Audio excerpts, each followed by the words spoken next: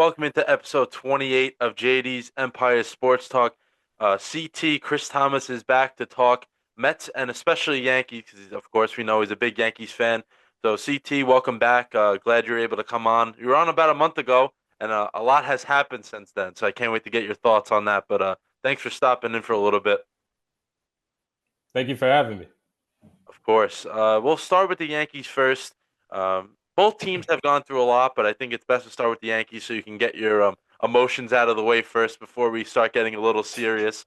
But first, we'll start with the Yankees starting rotation, which has taken a big hit so far since the last time we talked.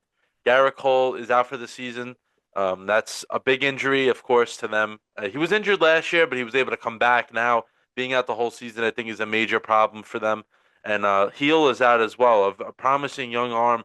I know as a Mets fan, just watching baseball, I loved watching him um, take the mound every fifth day. He was a really really good guy for them last year. I know he fizzled out at the end of the year, but he was still really really good. I think it was just the total of innings got him a little bit. But take it away, whatever you want to go with first in regarding Cole or Heel, whoever you want to start with.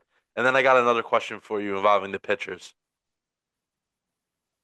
All right, so I'll start off with the starting rotation. I mean, losing a big ace like Garrett Cole, that's a big loss because he's the ace of the staff and he's one of the best in the game.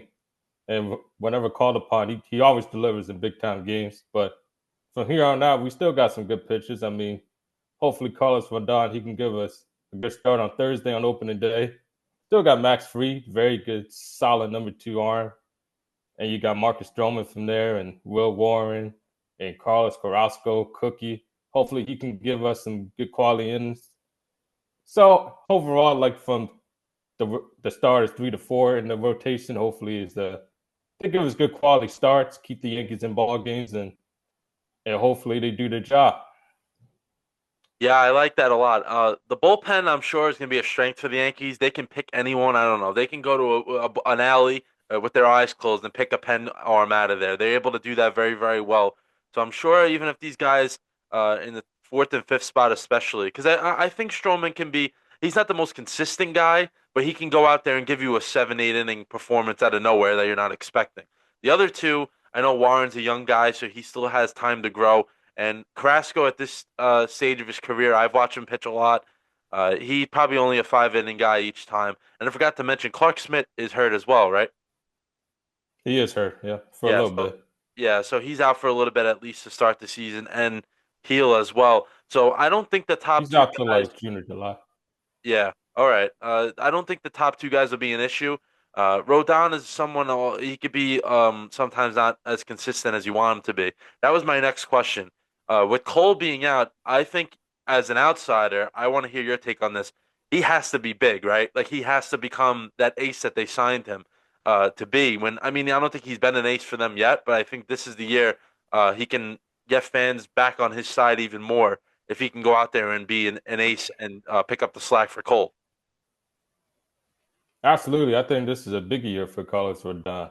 He has to step up and hopefully he can be that number two, may even become the ace of the staff for this year. Because I think overall Max Fried is the better of the two, just Yeah. personally. But hopefully Rodon, he can step up and be that number two arm that you're looking for. Come in there and just solidify the rotation and give him great quality innings every time he steps onto the mound. Yeah, that would be a huge boost for them. Let's pivot to the offense a little bit here. I know something you told me about. I'm not in the loop with the Yankees as much. I really don't care about them in the sense of like who they're going to put in their lineup and stuff like that.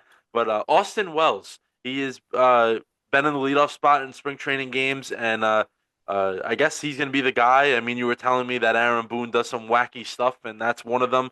And the first thing that came in my mind was, I know this guy's not a catcher anymore, but he was in the beginning of his career. A big lefty bat who can hit home runs. Kyle Schwarber, maybe Austin Wells could be there. Kyle Schwarber. I know it's something you mentioned in your notes, and I like that one a lot. I actually thought of that before you did as well. So great minds think alike. Do you think I want to ask this because, and if you watch, I don't think he's the prototypical leadoff hitter, but he has numbers that prove that he can be, plus the power. Maybe not the batting average and the speed, but he has other things that can make up for that. Do you like that he's going to be the leadoff hitter? Because I remember last time we spoke, we did not mention him as anywhere close to seeing any leadoff time, but I'm sure that that's what they're going to do now, starting on Thursday against Milwaukee. Oh yeah, Austin Wells has been officially named as the leadoff hitter for the Yankees, so he's going to be starting off and catching. He's got a big responsibility on his plate. I mean, to catch and call a ball game, and then the first inning you got to come up and lead off for the Yankees. Hopefully, you can give him that Kyle Schwarber effect, like you can get on base. The league average for hitters is 8% in terms of walk rate. He's at 11%, and hopefully, you can give that home run threat in the first inning. Hopefully, give him a 1-0 lead on Thursday. Yeah, I mean that's what they're going to be looking for. You know, the Phillies always look for that with Schwarber. Some other teams, I know I can't think of them off the top of my head, but there's some teams that put Or guys. Hitzalaya for a little bit. Yeah, yeah, yeah. He's gonna be good for them. I think. I like the move because I feel like they've tried other guys there and it wasn't really working out or weren't wasn't going to work out. And I don't think I know teams in the regular season say, "Oh, we can always like that first 10 games feel out what type of team we have." And in the tough American League East, I don't think they have time to wait. So they want to go out with their best nine in whatever order that they think that is. I'm not sure if that was Aaron Boone or the analytics department because we don't know if Aaron Boone actually makes decisions over there. But he did say it was him, so we're gonna believe him, I guess, right? But I like that. But that was a fascinating point. So I like it overall. But the fascinating point I took away from what you just said was how he's gonna have to catch the top of the first or whatever. He'll have to hit first and Mhm. then catch. Or now, since they're home on the weekend, he'll catch first. Kind of got to sprint in the dugout, get all that equipment off, and then they got to get the bat going, ready to hit. This is something that the pitch clock has brought to a bunch of teams, but not many teams have their catchers hitting leadoff. So I think that's a little twist to the situation, as maybe he won't get comfortable in that spot, or maybe he will like it. He could just gets to take that equipment off. Maybe he had a bad throw in the first top of the first. He gets to get up there now and hit a Yeah, home run. I think it's the mindset. You like that? Do you agree with that or no? yeah, I agree with that. Like especially if you had you know what I mean, like you let a ball go past you as a catch, and then you got opportunity to make up for it in the first inning, and hopefully you can just forget about it, lock it onto your bat, and do some damage. Yeah, But I like the move overall. yeah, yeah. All right. Another move. I think you mentioned it a little bit in your notes. The DH options, because I know you said Ben Rice is more. He's gonna probably be the DH. We saw him a lot uh throughout the year for the Yankees last year. He hit in the beginning, and then he kind of cooled down significantly, and he had to not be playing. He couldn't play as much. Do you think he's gonna be the full time, not full time, but like more so everyday DH? Or do you think it's kind of be of like a committee, thing by committee? Because I know you, I don't want you to talk about the other part yet. Mr. Judge in the DH spot. I want to ask you a specific question about that. So do you think it's going to be Ben Rice and who else, and then Judge? The DH spot, I think Ben Rice is going to have a lot of give me a lot of opportunities DHing this year for the Yankees, and he's also going to be playing first base, and I expect him catching too. But Austin Wells, he could also DH some games too, because I mean he's the leadoff hitter now, and you're going to need your leadoff hitter more times than not. So Chris. I think Ben Rice is going to have a huge chunk of the season. He's going to have a huge role on his team, whether it's playing first, catcher, DHing. He's going to have a big spot on this team this year. And he's going to make a huge impact. All right, and then I like that because I forgot honestly that Ben Rice was a catcher, but that's going to be an Yeah. important a component to the team. So like you said, Wells can DH that day if he's not catching because Ben Rice is, and you get to keep that bat in the lineup. Another bat, I spoiled it a little bit, but having Judgy in the DH spot, I think is something that the Yankees will benefit from. Especially Stanton is not going to be. I don't know how long he's going to be out for, but he's not going to be around for a little bit at least. So Judge, any days he can get just hitting and relaxing, the feet and the legs, I think will be beneficial to keep him throughout going throughout the entire season and being like his best version of himself. So what do you think? How many days a week? Because I have a certain number in mind. I think they should start out with. I think they can kind of give Judge like maybe a 2 days a week DH role if they're playing every day. I know in the beginning of the season it's a lot of off days in between games and stuff like that. But once Mhm. they get into like the main groove, um, I think that Judge maybe would be better off if maybe DHing twice a week. Do you think that, or maybe less, maybe more? What do you think? I think Judge is going to DH at least 2 to 3 times a week because you need Aaron Judge and you need him to stay healthy. Just like Right. last year, he DH'd a lot for the Yankees because Big G was hurt and a lot of guys were hurt too. But you need Aaron Judge this year, and the Yankees can't afford to lose Aaron Judge for an extended period of time. So I expect Aaron Judge to DH a lot just to keep him fresh and healthy for this long season because they're going to need him big time. Yeah, I'm glad we're on the same page with that one. The next thing I wanted to talk about was just overall. We'll get to Shannon Sharp Thomas in a little bit, but I wanted to skip around a little bit for spring training standouts from the Yankees. Is there any specific players that caught your eye that maybe didn't make the team, but they're definitely going to be considered as like one of those top call ups, or maybe guys that made the team and they're going to have a bigger role than expected? So from the young guy standpoint, I think Spencer Jones and George Lambert they really stood out in spring training. They really shown flashes of their abilities and their talent. They look really good. And I would say overall, I mean, Cody Bellinger looked like the best player in spring training. I Yeah. mean, he was raking. It seemed like he hit like 500 in spring training. And Austin Wells too. We talked about him before. He looked like he did well in his leadoff role. He hit some bombs and he's getting on base. He looked really good too. Well, overall, I mean, there's some good things that the Yankees displayed on in spring training. Yeah, all right. So I think I know where you're going with the next one. I wanted to get to your Yankees outlook for the season because I know the injuries have come up, so it kind of changes the way maybe people think. But I think I know where you're going with this. But I just want to get your outlook on the team for the 2025 season because, of course, the way they start is not going to be the way they finish. Perfect example was what the Mets did last year. They started out terribly and they finished. They did pretty well for themselves. So, what do you think like the outlook of the overall season and cuz season is? Cuz I know it's one big season, 162 games, but if you think about it, if you break down baseball, it's kind of more of like a 40 game stretch at a time and what your team does over those 40 stretch period. That's what I think. What do you think you have an outlook of what's your outlook of this team this year? Us as a whole Yankees fans, we should be patient because this team right now is not a championship caliber team. Could it become one over the course of the season? Absolutely, by making some moves and hopefully guys stepping up and getting better and improving over the season. But we gotta have a little patience with this team. I do not expect them to get off to the hot start like they did last year, like when they went up to Houston and swept them. I do not expect that. If they do, great. But the goal for the season is to be to stay within striking distance all year in the AL East and hopefully and stay in striking distance for the number one seed in the AL. And then from there, just take over. And hopefully, everybody's down in them and saying that the Yankees are not good and they're overrated. But it's like what John Calipari said. They're gonna try. Everybody around the league is gonna try to put the Yankees in a coffin. They're just not gonna put the nails in. You're right. I like that one. That was from earlier today, right? Were you watching the yeah.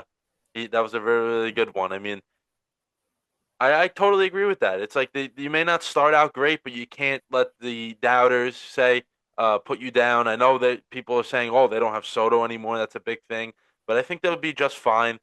Pains me to say, but I do think they'll be just fine, and we'll see what happens. But before we move over to the Mets, I just want to see if is Shannon Sharp Thomas around? Is he here? I don't know. Is he? Yeah, he is here.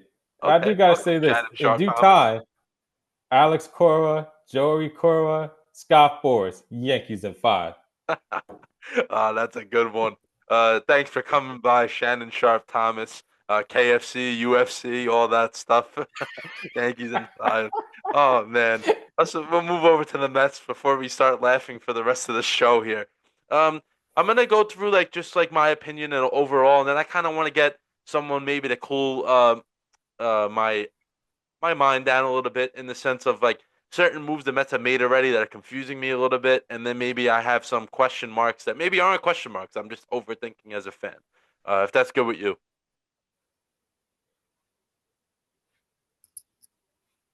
But let's start here. I know the Mets, they're in the same boat as the Yankees with injuries, but at different positions. The Mets, Francisco Alvarez, their catcher, starting catcher, is going to be out for 2 months, so they have to rely on Luis Torrens, who's, I mean, he's all right. He's serviceable, but I don't think he's a starter. And their backup catcher is a young, very young guy, Singer.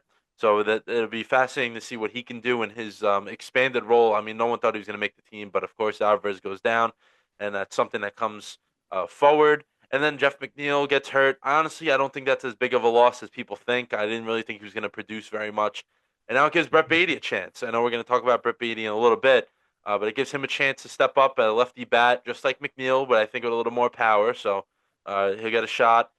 And then Sean Manaea, who's out, but he should be back relatively quickly. I think he's just trying to recover still in the sense of he's trying to build back up because he lost 3 weeks of spring training, but he got to get his throwing. He's got to be able to throw us 80 pitches to compete at this level. Like you can't be throwing 50 pitches and expect to start a game. It's not going to work. But that was the first thing I wanted to start with. So I want you to talk me through this because I'm very confused that this weekend, so Thursday, Friday, Saturday, they play three straight. They don't play Sunday against the Houston Astros, who I know they're not the Astros of old, but they're still a pretty good team. I think they'll be competitive for the most part. They can swing.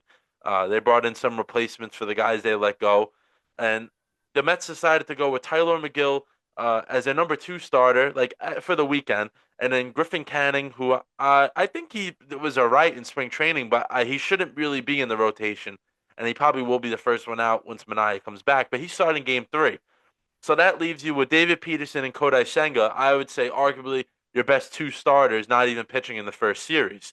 Is there any logic you think behind that, or you think it's just based off of maybe those guys aren't as ready as those two, so they're just not starting right away? Do you think I need to calm down a little bit, or do I have a right to have a little be a little upset? It's more of how the guys came into spring training, like in terms of layout, like who is starting and who's going to be the ace, the number two and number three. And it's like the Max Fried situation with the Yankees. Like you would think they would put him as the ace, but that would throw him off his schedule. So that's why they have him have another day of rest and not have him, you know what I mean, rush him and throw him into the fire and have him pitch on day number one, open the day. So it's more of that, you know what I mean, how they scheduled it out beforehand and how it went into spring training. Yeah, that's what I was think. I've been thinking that. I'm trying to get myself to think that way. It's just like if you want this guy to start on this specific date and you want your best pitchers out there, you had to make sure that's the way they were working down from spring training to now. But Yeah. I guess that's not the case, and I can't complain because these games haven't started yet. So I'm sure I'll have something to complain about within the next week or so. But like I said, Sean Manaea, next thing, he's working his way back. The Mets definitely need him. I think he's kind of that X factor as the way as Rodon will be for the Yankees. I think Manaea is that type of X factor for the Mets. He pitched well last year at the second half of the year. First half was a little bit of a struggle, but second half he kind of got into a really good groove, dropping that arm slide. He was nasty, especially going through the playoffs. He was probably one of the best pitchers in the league for the last stretch of the year. So I'm curious to see which Manaea they'll get. And another guy, I know uh, Kodai Senga did not pitch much last year, but it was like 2 innings really in the regular season. And then in the post, oh no, he pitched 5 innings in the regular season. The postseason was a complete disaster for the most part. Um, what Senga do you think the Mets are going to get? I think they're going to get a good one. I'm just afraid of when they get to the end of the year that he's going to burn out because he didn't pitch much last year. Do you think it's more of that, or do you think they're not going to get anything out of Senga? They kind of have to nurse him through this season. I think they're gonna get a good singer. I mean, he's pretty good. He's a pretty good pitcher, and hopefully he takes that next leap and you know what I mean, solidify the rotation, get into that first or second ace of their rotation behind maybe Shamanaya. Hmm. And you mentioned Shamanaya, he was really good last year, especially when he changed that arm angle. Yeah. And that was a great adjustment on his part to be able to change the season and make it even better. Yeah, I agree with that one 100%. And the next thing you perfect segue right here. We're going to talk about some offense, and I think the guy that changed his whole mindset and has got himself a job that he probably won't lose for a while is Mark Vientos, and he's a part of the top five of this lineup that I put locked and loaded here because those top five are not moving from that spot. Those spots, they may move within those spots, but out of the top five, never going to happen. They're probably all going to be in the lineup. I know Lindor and Alonso basically play every game, so they'll be in there 162. I would say Soto and Vientos will be in there for at least 150. And Nimmo, he'll get his off days because he's still dealing with a few nagging injuries, especially in the beginning of the year. I think he'll get some off days, but even not total off days, I think he'll still get DH spots. They have plenty of outfielders with Winker and Marte and Tyrone Taylor all available off the bench on most days. So that'll be good. But what do you think? What do you think about this? I think that the Mets' top five probably stacks up in the top five out of like say you were to take top fives of every team in the league. I think the Mets are probably in the top five throughout the entire league within those five. No, Yeah, I would say they're in the top five. I mean, you got the Braves too with their firepower that they got now with them with it at Jackson Profile. You got the Dodgers obviously, and they saw them. They did their thing in Tokyo, even without Mookie Betts and Freddie Freeman. They still handled the business. yeah. But I would say this up there in the top five. It's a really good combination that they got there. Right, because I think it's a little bit of power when you get from Alonso and Vientos. Then you got guys that bring pop. All those guys bring some pop, so I think it's a good balance. So someone else now that I'm not a huge fan of. I don't know your take on it. I never really asked you about him, but someone that I'm not a huge fan of, but he's going to get a huge opportunity for a little bit is Brett Beatty. So I think he earned himself the right of being. I don't think he'll start every day, but for the most part, he will start because they're facing a lot of righties in the beginning of the season. He's playing second base now, so he has. I put second chance, but honestly, it's probably his ninth life, like a cat at this point. He's somehow still surviving and able to make the team. Uh, Beatty at second base. Curious to see how that's going to go as well because I don't know if he has the foot speed to play second base because he's a big guy and he's really naturally a third baseman, but he's trying to his hardest to get in the lineup, and he did well. He played really good defense and he hit. He hit really, really well in spring training. And I know I've said this a few times. You got to take it with a grain of salt because you don't know the pitchers he's facing. Sometimes when teams come to that opposing team's facility for a spring training game, they're not bringing their A pitchers for the most part. They're bringing guys they want to see get work and improve. So Beatty could have been taking those guys deep. He's not going to see anything like that. You don't know that. But I think it all balances out in the end. I just want to get your take on Brett Beatty as a whole because I know a lot of people love him, and I'm just not one that does. So I just want to see what you think about this. I mean, yeah, because all these things that you see in spring training it doesn't always translate to the season because, as you said, like you got different guys that trying to. It's like a showcase for them, Yeah. and you got some guys sort of just get back into baseball shape and knock the rust off and get back into a groove and rhythm. Spring training is just more of, for me personally, it's like who looks pretty good, who's shown flashes to be able to play good baseball over the course of 162 games, and who can make an impact. Mm. In regards to Beatty, I mean, hopefully he takes advantage of this opportunity. I mean, it's a great chance that he has to be in that Mets lineup that they got with the top five in the order they got. And hopefully he takes advantage of it, takes advantage of that ninth life that he's got, and he does some damage in that lineup. Not too much to the point he kills the Yankees, but enough that he hopefully make the playoffs a wild card for him.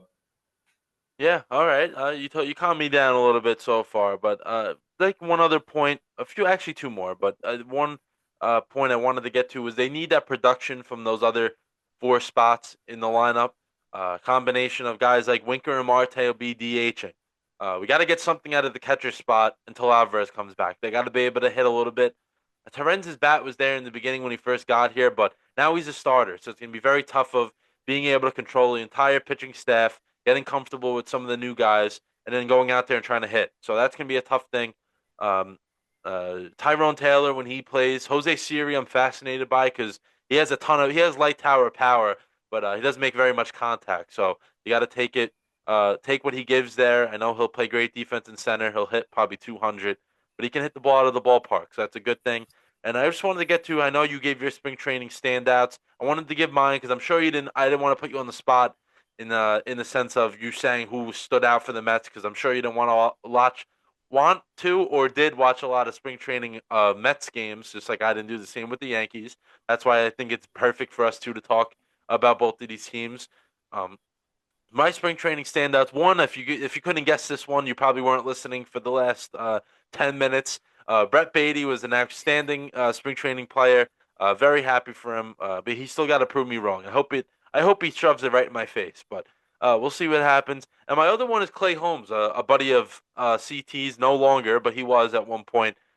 Starter for the Mets on opening day, which I think was a very nice accomplishment for him. He came in spring training the most ready to go out of all the starters, and he was rewarded for that. He was able to pitch 3 innings as soon as he stepped on the mound. He pitched 19 innings total. I think he gave up, I don't even know, like maybe 2, 3 runs total. He was outstanding for this team, and hopefully he brings that into Houston and not do what he did last year on opening day. I know he got the save, but he got out of that somehow. I know he got hit around in that inning, but I think he has more of an arsenal now than he has ever had, and I'm very excited for that. But what do you think on this whole? I like the whole Mets team. I want to see maybe your outlook of this team, and then I want to give mine very quickly, and then we'll wrap things up. I mean, I expect that. I think the offense is going to carry the load for the Mets. Still got Clay Holmes, and obviously he pitched well for the Mets, but it's still an experiment to see how he's going to look in the regular season as a starter. But overall, I think the Mets are going to be pretty good.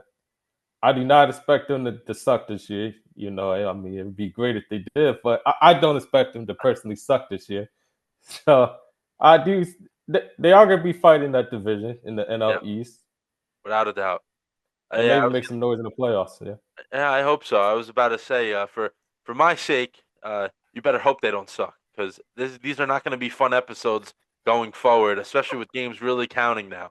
Next month, if we meet and they don't look too good, this might be me screaming for 30 minutes. So we really have to hope that's well, I not hope the the case. Yankees don't suck either. Yeah, no, I'm rooting for you in the sense of that. I was saying that. I was like, for us to produce good content in the sense of us not screaming, because that can be good content as well. But we don't want to do that. We don't want to give ourselves high blood pressure and all that stuff. But and in the sense of being calm and producing good content, we got to hope the both of these teams play great baseball and hope for a World Series at some point uh, it has to be this year, but of course, I was saying down the road. But for this year, we would hope for that, and that would be very, very fun. But I think both teams. I'm gonna wrap it up quick here. I think both teams are gonna be really, really good. I know injuries have derailed them for the little bit now, but I think they'll be perfectly fine. I'm sure if both teams are in the race, which they should be, they will go out and make that move if they have to. Say if that's the Yankees needing that ace type pitcher, they'll go out and do that. If same thing for the Mets, if they need a specific thing, I'm sure that both teams will be very, very aggressive because they're in tough divisions, and any little move that can get them over the top, I think they'll go out there and try to do it. And I know both front offices are very aggressive, and that's something they will stick with, and it'll be good for them. But any final thoughts before I really close this thing out here? Absolutely. I mean, the Yankees and the Mets are not finished products, but hopefully we'll build ourselves up and hopefully become the team that we want to be over the course of 162 games and hopefully in October. Yeah, it's not how you start, and it's how you finish, and hopefully we'll be saying, I don't know, USA, PGA, SGA, Mets or Yankees in five. But Absolutely. we'll No wrap it up. Dodgers. And no Dodgers, please. We don't need Frank the Tank. I mentioned him already. Having any more, I don't even know. That guy might have a heart attack in some of his videos. The Dodgers are two Yeah. and zero so far, and he's having a stroke. So hopefully, us two and him are not having strokes over the Dodgers. But I want to thank everyone for watching episode 28 of JD's Empire Sports Talk. Go out there, like us on Instagram, especially CT Ballin as well. We're a collab of the accounts, which is very, very good. Last time we did very good on these two reels that were posted. Very, very well on those. So hopefully that's the case once again on TikTok and Instagram. Full episode will be up on YouTube. So if you want to hear great just analysis on our teams, I mean, we know what we're talking about. I'll tell you that. I don't want to sound like one of those people, but we definitely root for our teams very, very hard, and we care about them, and we really think they're going to go places this year. CT will be back. We'll plan that one out probably in about a month's time, like we did from the last one, just to get a little checkup on how their team, both of our teams are doing. But with that being said, I want to thank everyone for watching episode 28 of JD's Empire Sports Talk. For CT Chris Thomas, and I'm JD. Have a good one.